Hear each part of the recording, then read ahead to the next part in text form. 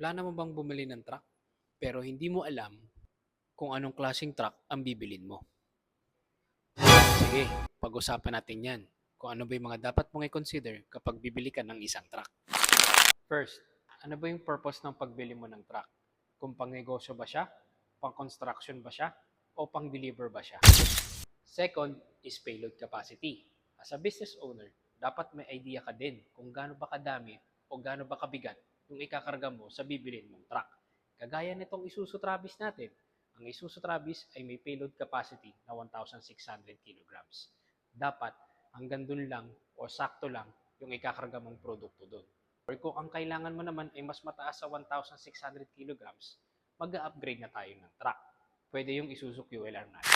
Third is fuel efficiency. Yes, naintindihan ko. Napakamahal naman talaga ng diesel ngayon. Kaya ang mga business owners natin ngayon, nakamonitor yan sa mga gagastusin natin kung ilan ba yung ipapakarga nila sa mga truck nila. Yung mga trucks na binibenta pala natin ay fuel efficient to ha. Basta, hindi ka mag-overload. At fourth, maintenance and availability ng parts. Hindi naman talaga natin may iwasan na masira yung mga trucks natin. Kasi araw-araw naman talaga natin yung ginagamit.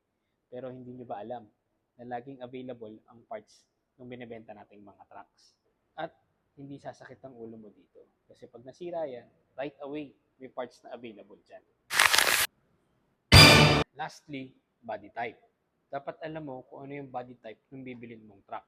Whether it is aluminum van ba yan, utility van, drop side, or refrigerated van. Baka mamaya yung bibilin mong truck sa akin is aluminum van. Pero yung nature pala ng business mo ay nasa food.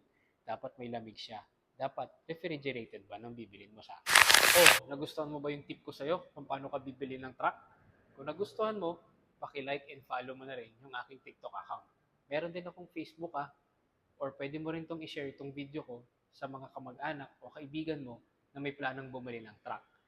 Nga pala, ako nga pala si Andre, ang inyong friendly salesman. Yun lang, salamat.